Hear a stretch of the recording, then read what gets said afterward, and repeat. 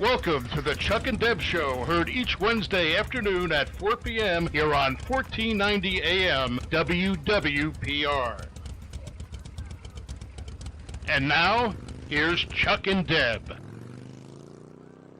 Hi, I'm Chuck. And Deb. And welcome to the Chuck-n-Deb Show. Hey, we're so grateful and thankful that you've joined us today. We have a very interesting show that Deb is going to tell us all about today. Oh, goodness gracious. Deb is going to tell us all about it. I think it's a Chuck and Deb show for a reason. Well, maybe it is, but today it's the Deb Show. No, okay, well, before we get started on the Deb and Chuck show or the Deb show or the Chuck and Deb show, it's all about the truth behind the motorcycle mystique and the real-life inspiring stories that will help you find your true destiny, discover your freedom, and discover your purpose. So, with the pre-ride safety briefing behind us, it's kickstands up and let the good times roll. Our sponsor today for the Chuck and Deb Show is the Tony and Guy Hairdressing Academy out of Coeur d'Alene, Idaho, and Colorado Springs, Colorado. If you're looking for a cutting-edge education and instruction in the industry's leading methodology in both cut and color, then you want to contact Tony and Guy Hairdressing Academy for this very sought-after career. So be sure and visit the chuckanddebshow.com and visit the sponsor page to contact information about Tony and Guy Hairdressing Academy. And that's on our sponsor page, right? It is on our sponsor page, yes. At the chuckanddebshow.com. Chuckanddebshow.com. Did you say that, by the way? I think so, but you made sure we said it again. Well, I just want to make sure we said it again because as we were getting started here and I was like, say, this is your show. There's a real reason behind all this. Oh, no. Here we go. Well, the reason, really. I mean, we just got back from Rolling Thunder. Yes. We left last Thursday. Yes. Like afternoon, later than we wanted to leave. And we just got back yesterday. We just got back yesterday, yes. That's right. Yesterday we just got back yesterday afternoon. And so, I'm dragging a little bit. It was a long ride. I mean, we did, over 2,000 miles. Over 2,000 miles. Over 2,000 miles. And how many days is that? Thursday, Friday, Saturday, Sunday, Monday, Tuesday, 6. And really, so 4 of the 6 were riding pretty That's feverishly right. up and back. So, and then we didn't ride one day at all because we were out with our friends. Yeah, we Kevin actually and got car time. That was pretty nice. nice. Yeah, we did get some car time. So we did get off the bike a little bit, but it was very strenuous, and I think so that's probably some of the things that you're going to talk about here in a little bit. I was just throwing it all on you, but as you were talking about our sponsors, I could tell maybe you're dragging just a little bit too. Yeah, I don't come back quite like I used to. Car trips were one thing, but riding a motorcycle in 90-degree temperatures 2 days straight is. And kudos to you because you are my hero, as I mentioned to you a while on the trip, that yes, you are my hero because, you really endured. You just bit the bullet. We'll probably talk about some of the adventure that we experienced, and you were just a trooper, man. 96, 97 degree heat going through both days in the mid 90s. That's pretty difficult to do when we were riding, 8+ hours one day and 6+ hours the next. That's unbelievable. Well, it was a little bit different this time from any other time that I've ridden, and we'll talk about that as so you want to stay tuned. But one of the things is, we can sit here and complain about the heat, but we didn't have any rain at all. No. Except for when we went to the Bob Seger concert. Yeah. That was a fun story. That was a whole experience. But as far as riding goes, we didn't have, I don't even think we got a drop of rain. I don't recall a drop. It was that hot. And there were times when I was hoping maybe. Yeah, just a little quick shower to cool us off. Just enough to cool you down. That would have probably been okay. I think so. I would have stopped if it would have been quick. We could have drove through. That would have been real good. Yeah. Just enough to cool you off, ease up some of that heat and temperature a little bit for a while at least, kind of give us a little bit of a break. But overall, it was a great, great trip. And great experience. So happy that everything went well from a travels perspective. So, because you never know. When you get on that road, you just never know what might happen. Well, actually, we did have an encounter, I guess whatever you want to call it. We had something happen. Yeah. And what that was is when we were in Jacksonville, because in my infinite wisdom, we went through Orlando and Jacksonville rather than up 301. Yeah, because that's boring. But no, it's not just boring. Even coming back on 301 today was driving me nuts. And if anybody that does the 301 drive, you know what I'm talking about. It starts off 55, 45, 35, and these things are like, I don't know, 50 feet Just apart. a few miles apart. And I mean, it's almost like, it's crazy. I mean, you can tell it's like a speed trap setup because of the way they shift down the speeds, and it's always changing. You would think they would get an average speed that they would keep there, and just everybody could travel 50, maybe a safe speed. Right. But no, they've got to off and on, and it's, I don't know for how long. And then you got to go through the cities, and it's just, for me, it's just a real pain. I really don't like it at all. I don't blame you whatsoever. So thank goodness that you were doing it and I wasn't, because it's 55, 45, 55, 60, 65, then down again. It's just. And then we saw the state troopers. There was at least 2 state troopers have people pulled over, so something's going on there. And it just aggravates me because I don't understand the reason why it's that way. I guess maybe if somebody would tell me the reason why they have it that way, maybe it would make sense. But to me, it doesn't make any sense at all. Anyway, so rather than, what are you going to say, something? Well, I was, because, Stark used to be a place everybody's like, watch Starkey? out. Is it Stark or Starkey? Or Starkey, yep, one of those, however you say it the right way. But that used to be the place that everyone warned you about your speed. That's right, still is. But, I didn't think that was the case. But what I noticed today as we were going through all of those speed up, speed down, is that you're right. There was no consistency. It's not as though we were going through a small town and all of a sudden there were houses and or businesses. Nothing. There was nothing maybe around. 2 houses, not even a stoplight, and we're slowing down to 45. And I'm like, I can't get it. Yeah, I don't get it. So I didn't understand it either. So that's all I was going to say. Anyway, there you go. There's another rant from Chuck. And I'll give you those every once in a while, but that's one of my pet peeves, is that area there. So, again, in my infinite wisdom, I decided I wasn't going to do that, and I was going to drive through Orlando, which was a total mess. Oh. I mean, really, the traffic was pretty good. Fairly smooth moving for Orlando. It wasn't bad, but it was just so much construction. They were building roads over there and bridges. They're bursting at the seams over there. Yes. And so it was just a matter of just, being alert and paying attention. It did go pretty good. We didn't stop there. No. We traveled right through, so I'm not going to complain too much about it, other than it was just really hectic, really busy, a lot of things going on. Yes. And then as we went up the road, we got into Jacksonville. We were going around on the Beltway, and we thought we were home free. Coming up on an exit, as soon as we go up the exit, I see a law enforcement officer sitting there, blocking the entrance. And I'm like, what's going on? And, these cars. So I decided to pull up to him, and I wait for him, and he gets out of his car because he's talking to another officer or whatever. Deputy, something, sheriffs, yep. And so he comes up to me, and he says, what, Deb?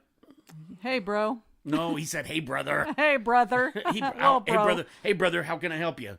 And I was like, hey, well, can you tell me what's going on? What's happening? And he said, well, the interstate is shut down because there's a brush fire.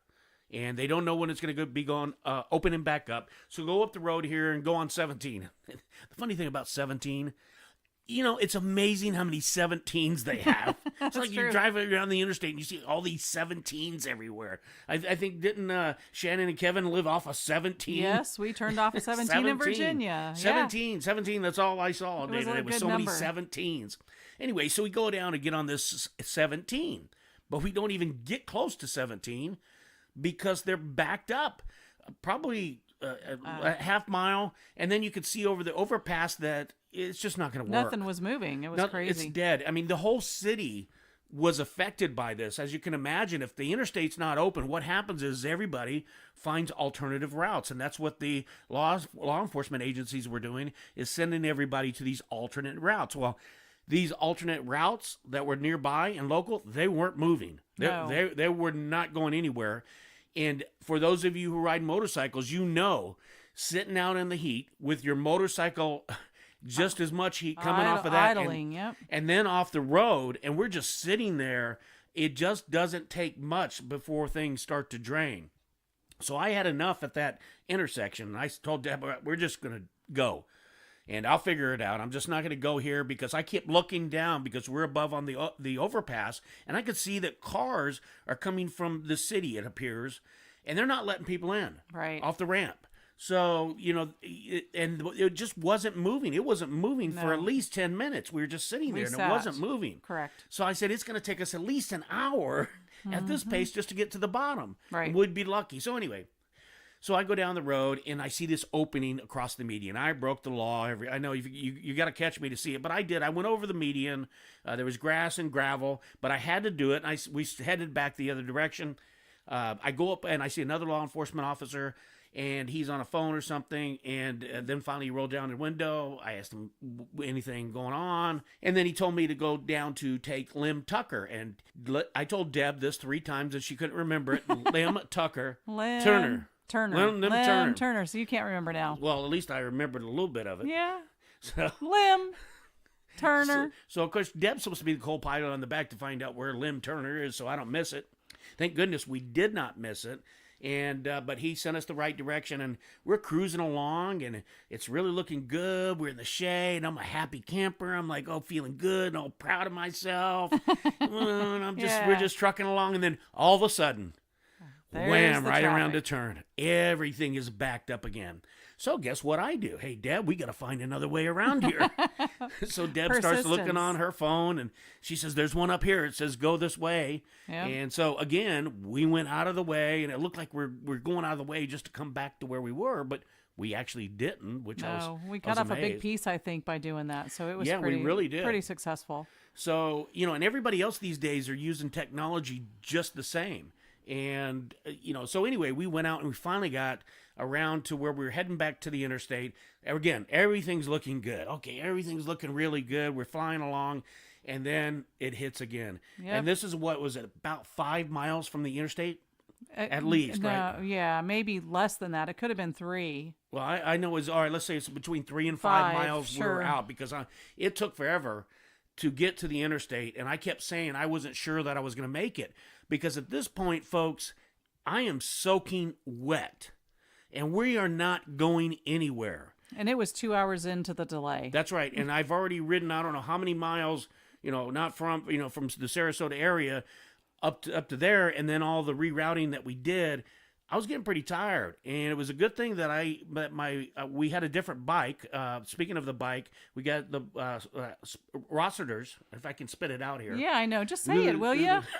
Yeah, we definitely want to give a big shout out and a thank you to our sponsor. If you're in the local Sarasota area and/or come to visit, be sure and connect with Rossiter's Harley Davidson. We want to give them a big thank you for working things out to help us with the rental bike, and so we had a Cadillac of a Harley, if you want to call it that. So I will, because I sat on the back kind of like a princess. I've never felt that special before. Oh, boy, don't get used to it. I'm not, for sure. But, the thing about it is it's still sitting for that long, no matter what position you're in, you're going to be stiff and sore. No matter what bike you're on. Correct. And again, thank you to Rossiter's Harley Davidson in Sarasota. Absolutely. We appreciate you guys so much. Be sure and visit them. And the bike ran really well, and we're just so grateful it got us up there and back. And I talked to the bike last night, a couple days ago, and let him know how much I appreciate him, because he did get us up there and back without any problems. So as we were getting up there, and like I said, I was just totally wet, and I was talking about my forearm with the clutch. If you guys know the clutch, well, my bike that I have is a really, really tough clutch. Oh, that's an understatement. So, I do get sore on that if we have to stop and move in traffic, because it's just so tight. But on this bike, the rental bike that we had, which was a limited, a 2019 limited edition, it was nice, easy, and smooth. But nonetheless, you do that about 100 and something times, right? It doesn't matter how the heat easy out it there. is. It's like your hands start to get sore from the grips and everything, because you're working them extra hard than you normally would. Because the other thing is, you're controlling the bike at a lower speed, so now you're having to put more energy into the bike than you would if you were at a higher speed. Mm-hmm. So it's just draining the energy, and it took so long for us to get up there to the interstate, and I just stuck with it, because at one point I was saying, okay, we need to find something else. Right. I was like, okay, let's find another way. Let's find a different way. Let's get off of here. And as we continue to move forward, and I looked on the navigation there on the bike, and I didn't see another way around. No. So, and the long story of that is that 3 to 5 miles ended up taking about 30 minutes to get to the interstate, back on moving. That was my calculations, because we really had a 2.5 hour delay approximately. So if we were at 2 hours when we hit that mark, then another 30 minutes, and it was totally insane. It really was. It was the most craziest I've ever been. And of course, you think of brush fire, and we can see the smoke, and trying to minimize it. Really, you're going to close the highway, but on our trip back on, as we were returning on Tuesday, we saw the evidence of that brush fire, I do believe, Yeah, it was because real we saw interesting, some, trees burned along the side of the interstate, and But the thing, they didn't look burned. They were a different color. So I guess they were yeah, burned. they looked They were like they were affected. probably burned. They were affected in some way. Yeah, either by the heat or the fire, whatever. But you could definitely tell that it was impacted. So I'm grateful that they did what they were supposed to do and keep us safe. Although it was frustrating at the time. So our 8-hour day initial ride day leaving here in our local area was about 11 plus hours by the time we finally made it there. So, long day of hot heat, distractions, problems, difficulties, challenges It along could the have way. been worse. It was just nothing. It was just one of those challenges that we made it through. And of course, we persevered, and we just went about and tried to find a different way, and we were able to make it through. So that's sort of how it got started. I can't remember how we got on this. We were just talking about how, there was really nothing, no major events that took place, which is we're really grateful for. That was the only, situation that we're involved in, and we got through it. We survived. But we did learn a lot of something through that. We did. And why don't we go ahead and go to one of our sponsors right now, and we'll come back and tell you a little bit about that. So stay tuned. Are you looking to buy or sell a home in the Bradenton, Sarasota area? Then contact Deb Bell at deblbell.com or 941-713-5035 for your real estate professional at Reynolds Realty Gulf Coast. Again, that number is 941-713-5035. All right, I'm Chuck. And Deb. And we are back, and we're going to probably let's just talk a little bit more about Rolling Thunder and the event a little bit. Okay. And let's just share with the people what we experienced, because we have been talking about this for the last couple of weeks. By the way, it is Motorcycle Awareness Month. Yep. So just make sure everybody's passing the word out to watch out for motorcycles, even though that should be a daily occurrence. And the only reason I throw that in there is because I remembered it just now. Okay, well, great. See, you're on your game. No, I am not on my game. Okay. Matter of fact, I'm feeling pretty hot right now. I don't know. I really don't know what's happening. Okay. So, well, we're just going to have to keep plowing through this. We're gonna cool you down and get everything rolling the way it should be rolling. And so a little bit about Rolling Thunder. Let's talk about that, because if you've never been to Rolling Thunder, you're probably a little intrigued. And actually, we had someone, I was really happy to hear that someone that saw some of our footage that we did and the lives that we posted while we were at the event said that it was always on his bucket list to go, and it just wasn't a possibility. And so he was grateful that we were there to do that and share that event with them. So I thought that was pretty cool. It was very cool. And I'm sure they are not the only person. Matter of fact, Scott from Rossiter, he had mentioned to me that was on his bucket list. Yes. And that they were going to catch the Amtrak up and go up that way.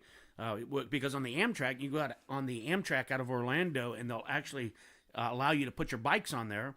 And then you get to do a train ride, which actually, if we do it again, Deb, I think I would like to do that, because I've always wanted to take a train ride anyway. Me too. My dad always promised me a train ride. So. Oh, well then, that would be very special, because Deb's father is a Purple Heart recipient. Yes. Recipient. Can I say that right? Recipient, yes. Recipient. You can spit it out. That's All okay. Right. Recipient. Yep, for his 2 tours of Vietnam, for sure. So again, a lot of that Rolling Thunder for me personally, as we got to talk to others that were in attendance, that was the one question I asked. So, because it's a heart thing, you don't just go up there to be part of this bike rally. No, it's bigger it's than much more than that. And so we're all there for a particular reason. And my dad is one of the reasons. He's one of the lucky ones that had my dad return from Vietnam. So it's a way to honor him and his service, but also the POWs and those members of the military that didn't make it back with him. And I know that's something that's very difficult for him to talk about. And when you mention, any military member that's been through that, they're in the same boat. Every time I hear about it, it's something that I, as a daughter of him, am very proud of, and honored that my dad is who he is. But those military, they went through a lot. And so it is a very difficult thing for them to talk about that with others. And I get that. You actually honor your dad quite a bit, because there's a couple of different things that you have his Purple Heart on, and that you actually honor him with. One is including your motorcycle vest. Is that correct? That's correct. My one side of my left side and around my back side is kind of a dedication to my dad. I do have his a helicopter pin because he was a helicopter pilot. I have one of his patches. My maiden name, Chandler, is on there, and so the U.S. flag. I've got several things. So definitely Purple Heart is something I'm very proud of, my dad and his service. Well, you're just going to stop there and you're not going to tell him about your tattoo? Well, no, I also have a tattoo of Purple Heart, too, because, I really give my patriotism that runs in through me a lot to my dad, because if I wasn't raised by him and the service that he offered our country, I wouldn't feel, I don't believe, the way I feel about the USA. So well, I'm very proud. Obviously, your father put his life on the line for this country. Yes. And as you mentioned earlier, he was one of the fortunate ones that survived. And I recall when we went up to the wall, probably I think it was the first time maybe, and you about broke down in tears. You did lose it a little bit. I mean, not really wacko-like, but you became very emotional. It is. Because you knew that all those names on the wall, that you could actually see your father's name there, and his name wasn't there. But Right. all of those, I'm sure you could feel for all those people. Yes, definitely. Who have somebody missing out of their lives today. Right. Who are out there. These people are out there defending our freedoms, whether you agree with certain things or not. They were out there doing what they were asked to do, and they went out there and did it. And, there's been a lot of bloodshed throughout this history in order to keep our freedoms, which are not free. Okay, things aren't free. Somebody Right. pays for the free, okay? Mm-hmm. But we're not going to go too far around there. No. But again, it was a very emotional experience for you because you have Yes. a connection there, and your father is a Purple Heart recipient. And so this event probably even means that much more to you to be able to go there, be able to participate, and what? And honor him and honor all of those soldiers. So, there are a couple of things that I would have liked to have been able to accomplish, but sometimes you just don't have the time to do it all. Well, I thought about it this time. Yeah. We got this was a short notice. How we gosh. got there was just a true blessing. Those of you who have been following us on the show, a couple of weeks ago, we met this wonderful couple on a cruise that we were on, and we didn't know them very long, a few hours probably. But you know how you just click with people. Yeah. It was just a perfect click, and it was Kevin and Shannon. If you guys are listening, hey, you're the best. We love you. That's right.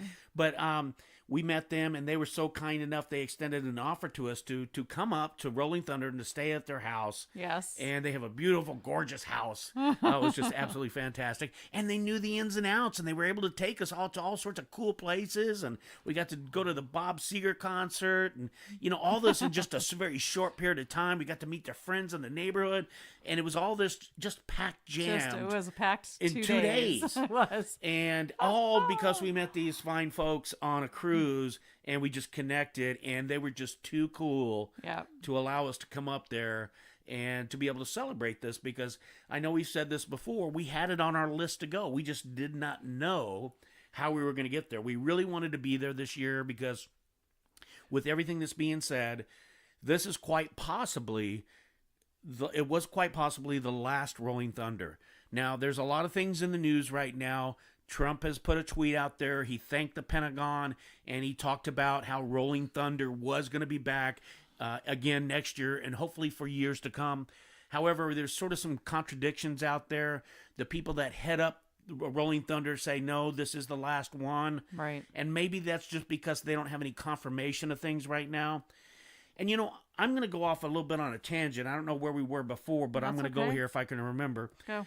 I read some articles on this because one of the things we want to know, and one of the things that was very evident, was that this was a huge event, probably the biggest ever. And the reason we know that is because Kevin has been there, I don't know how many times, they were 10 times? 10 times. He's been there 10 times. Plus, we talked to other individuals that were there and had said the same thing. They have never seen anything like this before.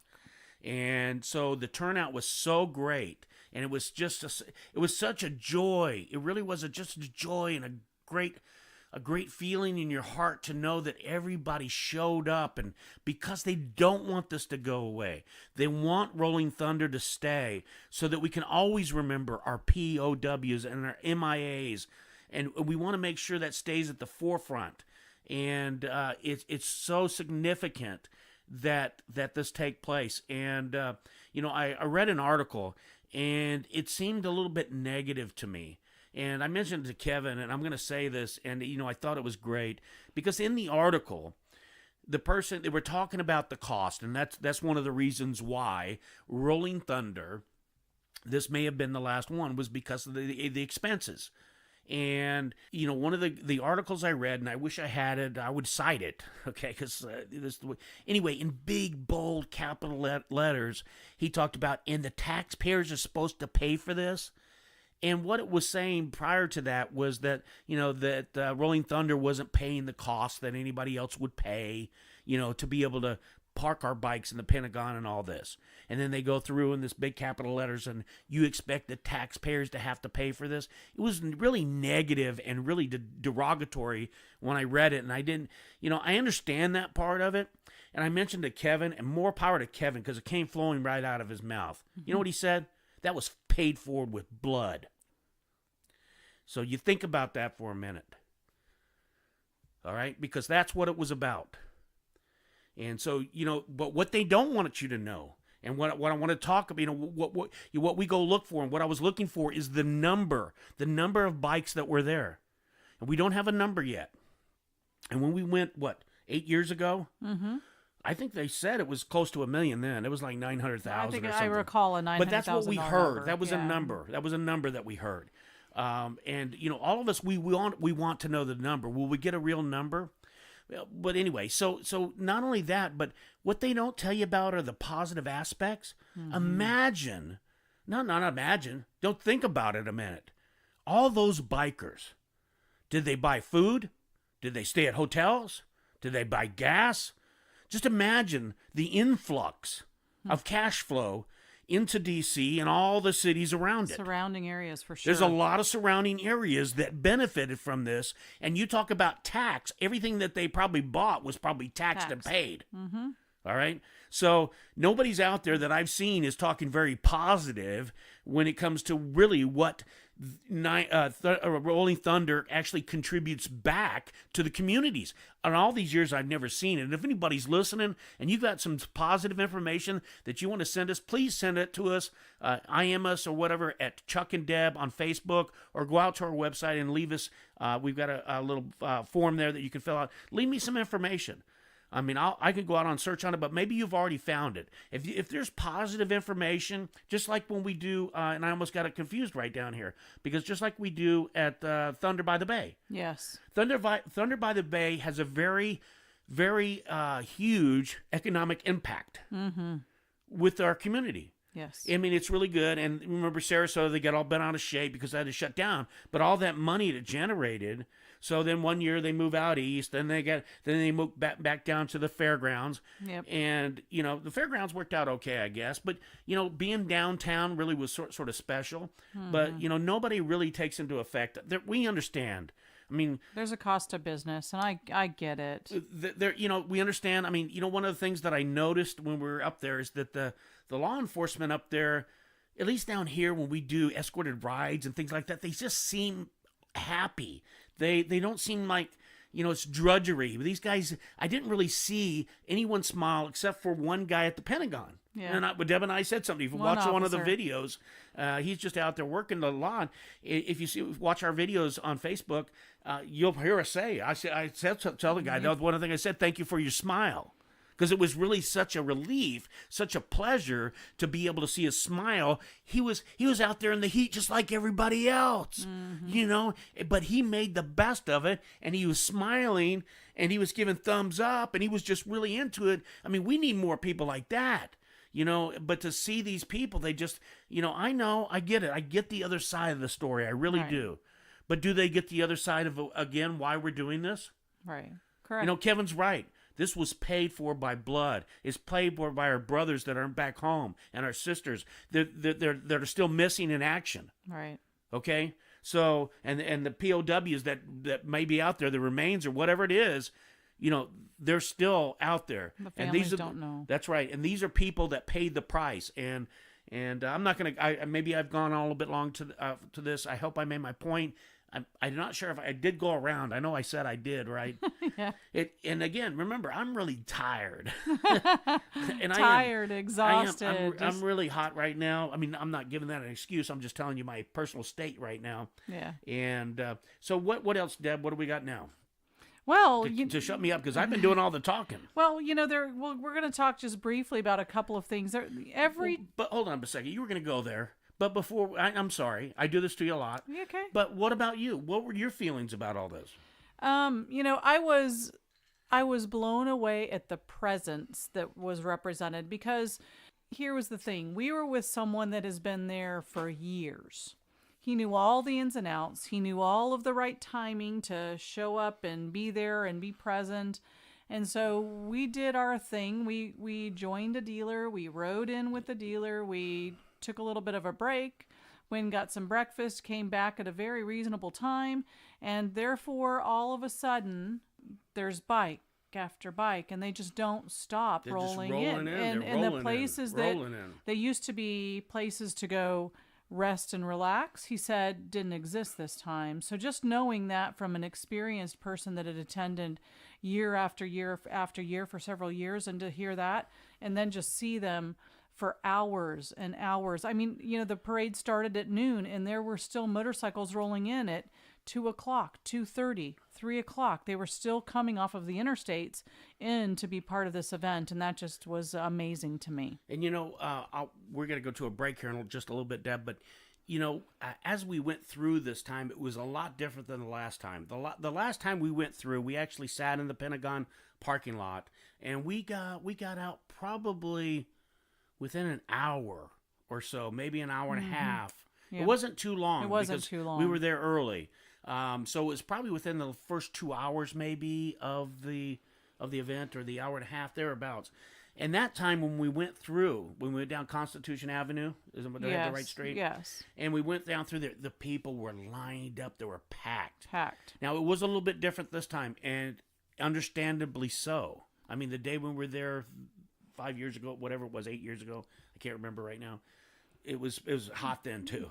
But this was excruciating hot this time. Correct. And we were on the front end of that, where this time I think we were probably much closer to the back end of it, because we didn't really even start rolling out until it was 4:30, I think, by the time we really got our portion of the parade really rolling and moving forward. And I here's what I want to do. I want to give a shout out to all those people who stood out there waving, saluting, everything that they did, high fives, yelling, waving flags, holding flags. Banners, signs. They stood out there, and they stood out there. Those people probably stood out there as long as the bikers came through. And so the crowds weren't as big. And that's okay. That's understandable because of the heat. But those who stuck it out, man, I just wish I could give you all another high five, because you were just really hung it in there. You hung in there through the heat, and you did it with us, and you were there to, and to the end. I don't know how long it continued after we went, but I can tell you one thing that I know for sure. There was at least a whole parking lot and a half less, because, Deb, remember on the other side of the bridge, that whole side of the bridge where we had our park was still full. That was still full. Correct. And then the other lot here was just starting to go out as we were. You're right. So there was that half there, and then there was that full lot over there. Now, what does that mean? A half here? We don't know. I'll just tell you that was thousands of bikes. Correct. There probably were several thousand bikes that were still remaining.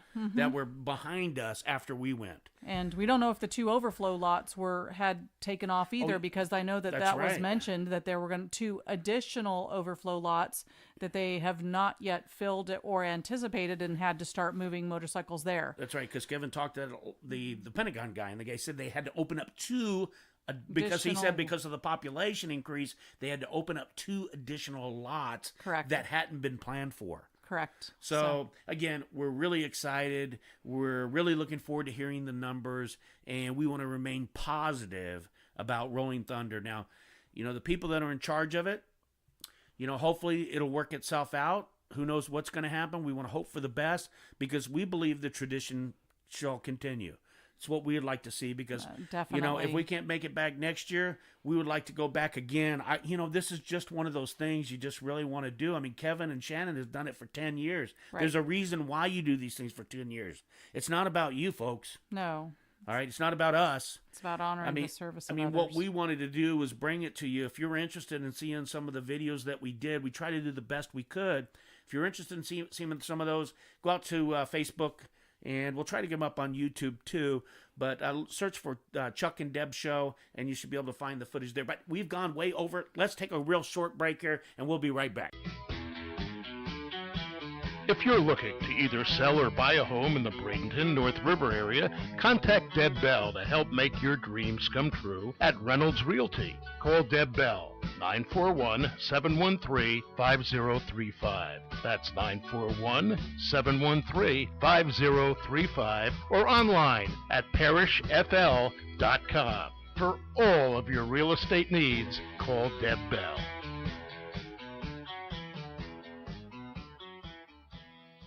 All right, we are back, and we're going to go ahead and go into a topic because we were just talking about how the heat and everything really was a major impact on the trip. Yes. And really, we didn't know how much of an impact probably until like 2 days later. That's what I'm thinking.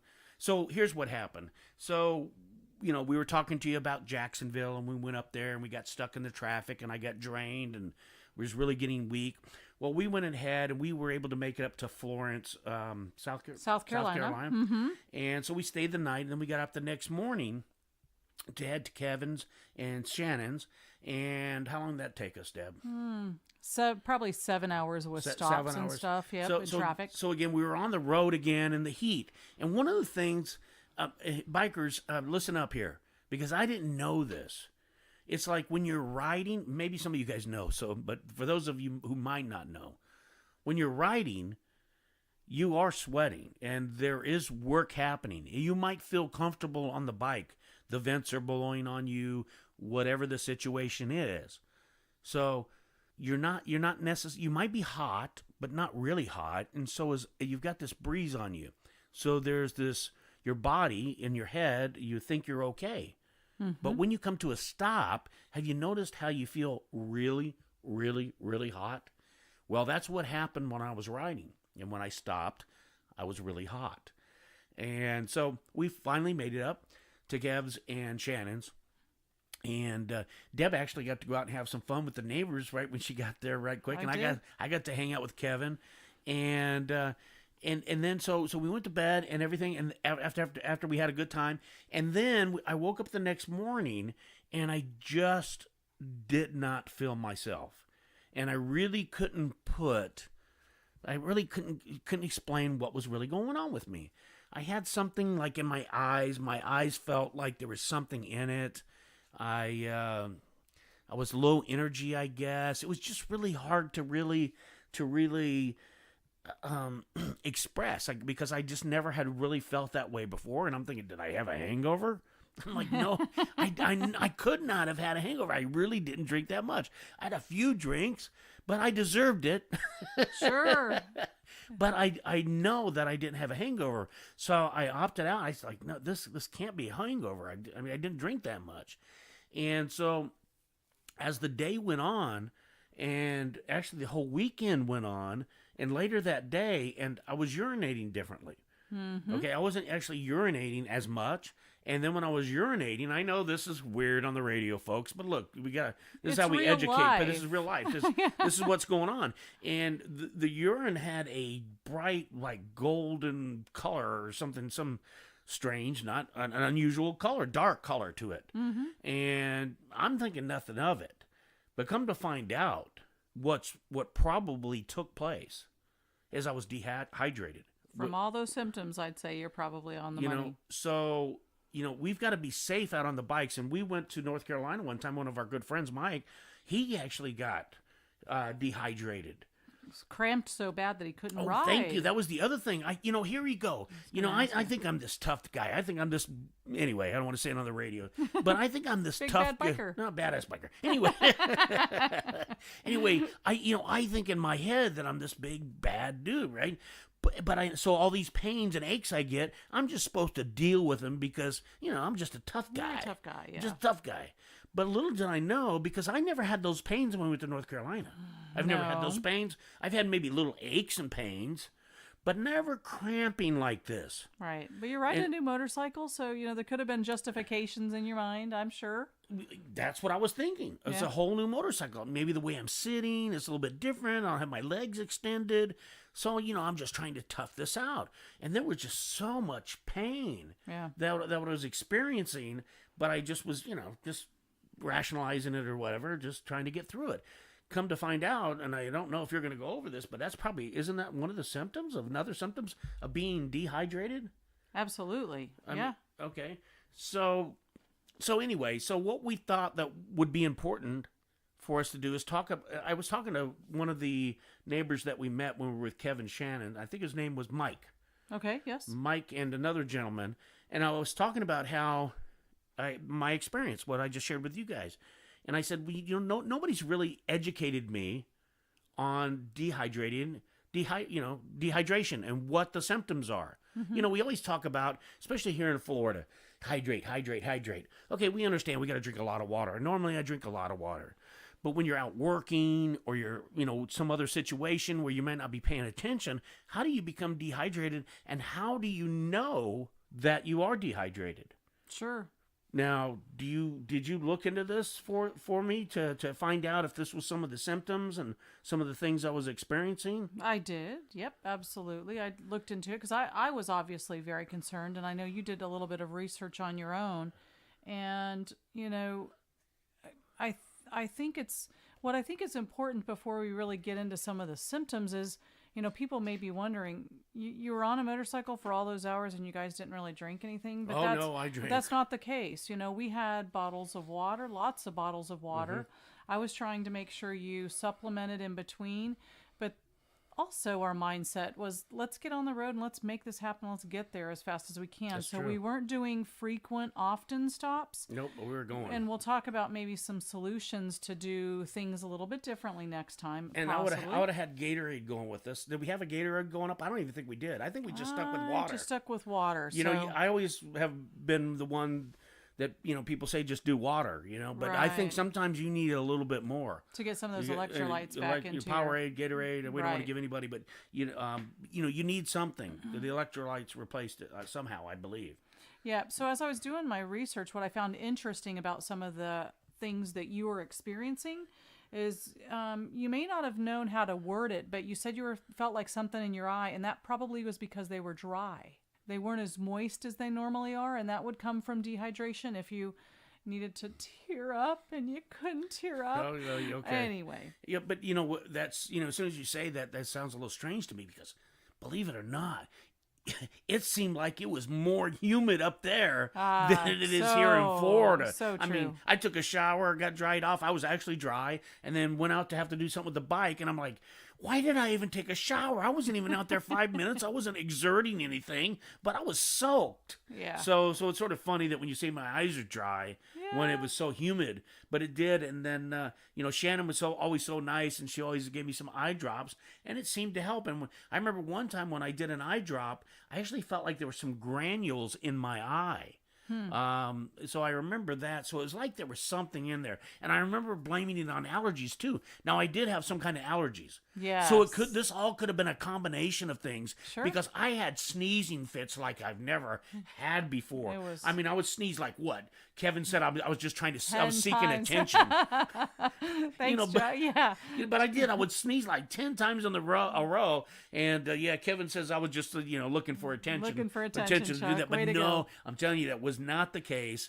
Usually when I sneeze, it's maybe 3 times max. Yeah. But this was back to back. It was sneeze, sneeze. Yeah. So there had to be maybe a combination of both. And then it felt like I was thinking that because the allergy is the way my my eyes were bloodshot. I mean, I could have been a vampire easily. Yeah. I mean, they were bloodshot. They were glassy. And I've never seen myself like that. Like, I'd go in the restroom. I'm like, what is going on? Because I've never seen my eyes that way. Well, I couldn't see them, so. Oh, gee, thanks. Okay.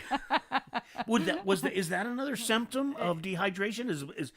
Would my eyes being bloodshot be a symptom, be a sign that we could look out for, or was it my allergies? I'm not does sure. it say? It doesn't say. Yeah, the research I did just said that you'd stop getting a lot of moisture in your eyes. So if they may stop tearing. So if you're riding in the wind and they're not running, like sometimes they do if you got a lot of wind blowing in them. So maybe that's why when Shannon gave me those eye drops that moisturized them, and they did feel a lot better. Correct, yeah, and they did. They seemed to open up a little bit after that too. So it could have been a combination, I do believe, just because of the sneezing and other things maybe that I experienced when we were there. And I heard other people too. I was like, I heard one guy, and I said, I'm glad I'm the only one. Yeah, that makes me feel better not to know that I'm the only one out there sneezing my head off. So I remember when we were, out and about doing a few things, you also talked about feeling a little nauseous. You weren't so sure you were too hungry, and that's another sign or symptom. You may be nauseous, and or sometimes it'll lead to vomiting. So if you just are in that very dehydrated space, and that's when you really need to be careful, because if you're vomiting, then you're getting rid of more fluids that your body really needs in order to stay hydrated in that form. Well, I've definitely, I don't know how much research you've done on this prior to the show, but I probably need to do a little bit more because, again, one of the neighbors that were over at Kevin Shannon's, he was talking about how he knew a Marine. And the Marine said the similar kind of things about the urine and that kind of thing. And somebody told him, if you don't start drinking water or something, you could die. Wow. And so I don't know, does it shut down the kidneys? Is it some heart thing? What is it? When you researched, did you see any of that? I did see that organs begin to shut down because they need the fluids to move, but it wasn't specific. I mean, I didn't read a book about it, but I was just looking at some symptoms and trying to figure things out. But it does.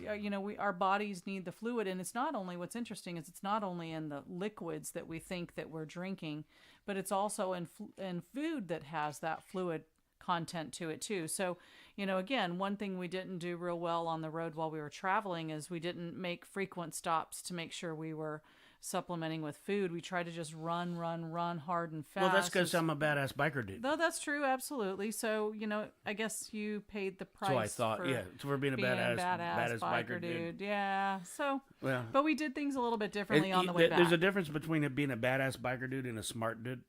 Well, we were smart on the way biker back. Dude. We learned badass biker, so then you could be a smart badass biker on the way back. So you got to be smart so you can be a badass biker dude.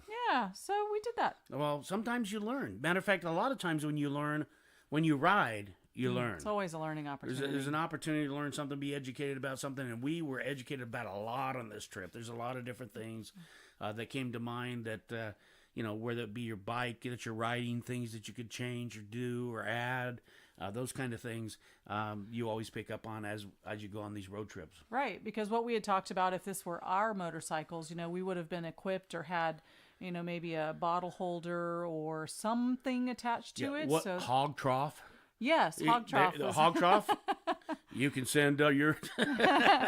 I'm going to have to talk to them about getting something so that we can test it out. And the only reason we mentioned the hog troughs is because Kevin and Shannon had those theirs affixed to their bikes. Yeah, and hog troughs. So, again, just a bottle that comes with that. It was a way to carry your drinks. Yep, but she said it fit a 1.5 bottles of Gatorade in there. Yeah, and I saw it was a big bottle. It was a big bottle and easy to use while you're riding. I bet it even kept it cool. I didn't ask him. I bet. I didn't either. Probably much better than me holding it in my hand. So. Yeah. So, but we did. We learned some lessons. We did things very differently on the way back. And you know what? That's what it's all about, is the lesson of life is on the road. So what else what else can you educate the people about when it comes to dehydration? Because here in Florida, you might be working outside and not even know this. You might be doing some menial. You might be doing the lawn. You might be weed eating. Yep. I remember I used to spend almost an hour doing our lawn. Or two. Yeah, sometimes it would. I'm out there by myself, so you would help when you could, but you were usually inside cleaning. So, being out there, it never really fazed me. Matter of fact, I didn't, thinking about it, I really didn't drink that much when I was out there that long. You bring me a cup of water, remember? He'd Yeah. always bring me a large cup of water, and that would do me, and then I'd go on. Right. But I've never been affected. And what Shannon was telling us is once you've been affected by, or maybe and Kevin said it, like frostbite and dehydration or heat stroke. Heat stroke, you become more susceptible. Right, more sensitive to it ongoing. So and when we were coming back the other day, I felt that. I was like, oh man, I don't want to be that way. I don't want to be a weak nut. You're not. You're not. No, It's I don't want okay. to be a weak nut. You're not. I'll tell you that. Okay, So well, that's the way I was feeling. I was able to find 5 tips that I felt would be helpful for other riders that maybe haven't either one, done a long ride or been out in the extreme heat that we faced on this trip, trying to do a lot of miles, get a lot of things underway. So number 1, you touched on it early in your story about your dehydration, is number 1 is be sure not to drink too much alcohol the night before you plan to ride. Well, nobody told me that. I drank a whole bottle the night before I planned to ride. I don't think so. You said a couple drinks. I wasn't there. No. You're saying the night before your ride. Right, the night before. No, that was the ride. I didn't ride that night. I arrived. Right. I arrived. So you were already dehydrated, and then you do more. Well, first of all, All right, I was you did just it backwards. First of all, I was joking because you said the night before you ride, so I'm thinking, I know. okay, I had all this alcohol before I ride. No, I didn't have that much alcohol It before was I rode. when you were done riding. Right, I when we were done. And by the apologize, way, I didn't have that much when I was done riding. I know. You can ask Kevin. He even said, well, maybe I think he said. Maybe I had 13 or 14 drinks. Half a bottle, you just drank them out of house and home? Well, That's what a good guest does, that's right? No, No. we're just pulling our leg. So it was again, just a few drinks. I guess you did it kind of in reverse, but you were already in a dehydrated state, and then you just There you added go. to it There you by go. drinking that There night. you So go. So- people that are planning to ride, Don't just drink the night be before. cautious the night before, because alcohol is a diuretic, and that's going to... Hey, is caffeine that way too? Probably so. Again, although I didn't dig really deep Okay. into it, so we did, and to that, one day we did stop for lunch. We both drank a whole pounded lot those more soda because it Cokes. was free. It was very cold. very cold. It tasted so good, and we had more than we would normally ever have. I don't drink that much We soda. don't drink so soda, so I that don't may like have been that. something that we didn't do successfully too. Now that we think about it. Okay, add that to the list. So that's number 1. Number 2 is be sure and sip water the day of riding from the minute you wake up until you get on the road and ride. So again, sipping it will keep it in your system rather than a lot of people will chug right before they leave. And that when you chug it and drink it so quickly, that will actually run it through your system faster. Well, I'm not changing the way I do things. When I get up in the morning, I have 2 cups of water. That's true. Okay, but I will add, and that's what I did when we were riding back, is you had the water and I would sip it. I didn't guzzle it. I would sip it. I'd keep it in my mouth for a while and just like try to make it last a little bit. But I always kept adding water a little bit more. And I think we did a little bit better coming back. But I think I'm still actually recovering from the first trip From up the there. go up. Wow. So what else is on there? Because Well, we're about running out of time. I Number think. 3 is be sure and wear ventilated outerwear. And so in making sure that you're totally covered up. Think about that a second. Yeah. How, you guys listen up. These are great tips. Because the first day I went up, which was really good because I did have a ventilated Harley. Correct. Shirt. Yep. Long sleeve. in Long fact. sleeve, white, ventilated underneath the arms Yep. and on the sides. So yep, a lot of And airflow. then the second day, though, Yeah. What'd you wear the second? day? cotton long sleeve Long shirt. sleeve cotton. Yep. Uh-oh. yeah. So, And even if you wear a jacket in the hot climate that we live in, make sure it's a ventilated jacket. A lot of people think they need to wear their leathers all the time for safety and protection on the motorcycle, but that actually does not let you breathe like a ventilated and jacket. there's So equipment out there that they can buy that knowing allows that them to there's breathe. lots of stuff out there and choices when it comes to ventilated gear that you can wear. Okay. And make sure that you wear the gear as tip number 4. So don't just have a nice ventilated jacket and think you're going to take off in your short sleeve shirts, because when you have your skin exposed to the sun like that, and I did that one day. Actually, I wore not quite the right equipment, short sleeves both days up, and I may have been impacted by that too, because here's what happens when you're not fully covered in ventilated gear. What happens is that your body then, that you sweat because it's so hot, and as you're traveling, that sweat then evaporates off of your skin. So not only are you losing that moisture much quickly rather than keeping it inside your long sleeve or gear, But now you have the potential to get sunburned. And, the good thing is sunblock only works for so long, so you're going to have to continuously reapply that every time you stop. And again, now you're causing other harm to your skin that you don't want to do. So not only are you worrying about that dehydration concept, now you've got to worry about sun, and we've got other things to talk about when it comes to sun. And so then number 5 is stop more often. When you're there, stay in the shade. And make sure you're drinking lots of fluids, water, Gatorade, as we talked about.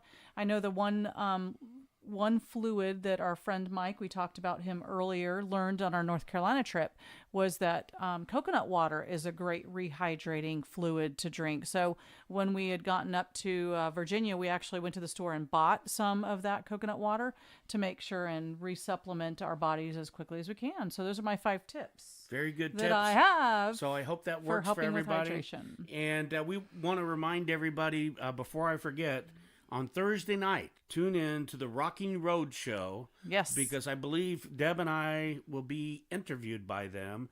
So go out to Facebook, go to the Rocking Road Show, and go ahead and subscribe to their page. And that way you'll be able to see the live that they do with us on Thursday.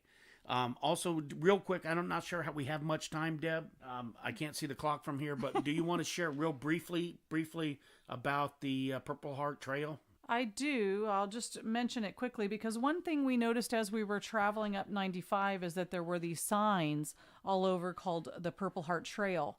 So again, I wanted to do a little bit of research on that, but the purpose of the Purple Heart Trail is a system of roadways, highways, and bridges, and other monuments that give tribute to men and women who have been awarded with the Purple Heart Medal.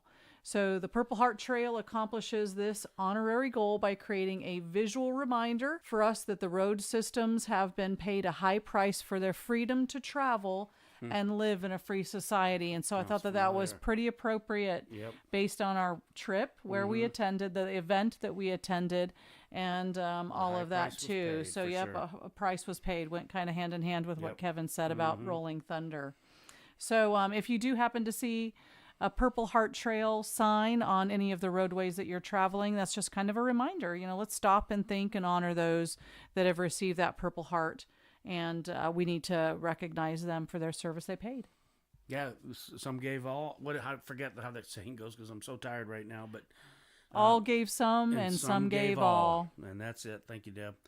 All right, so I think we're going to go ahead and wrap it up here. And my name is Chuck. And Deb. And thank you so much for tuning in. We'll see you soon. Tony and Guy Hairdressing Academy, where hairdressing is our passion. Your spotlight experience begins with a hands-on, learn-by-doing approach. A true salon experience. We create entrepreneurial hairdressers with endless opportunities. Financial aid available for those who qualify. Got a creative flair? A passion for people? A desire to be a leader in the fashion industry? Then call our Tony and Guy Hairdressing Academy in Colorado Springs, Colorado at 719-390-9898. Again, that number is 719-390-9898, or visit www.coloradosprings.tonaguy.edu. To learn more about our school in Coeur d'Alene, Idaho, call 208-930-1276. Again, that number is 208-930-1276, or visit www.coeurdalene.tonaguy.edu. You know a career in beauty is right for you. Now choose the cosmetology school that puts the spotlight on you. Attend the Tony and Guy Hairdressing Academy.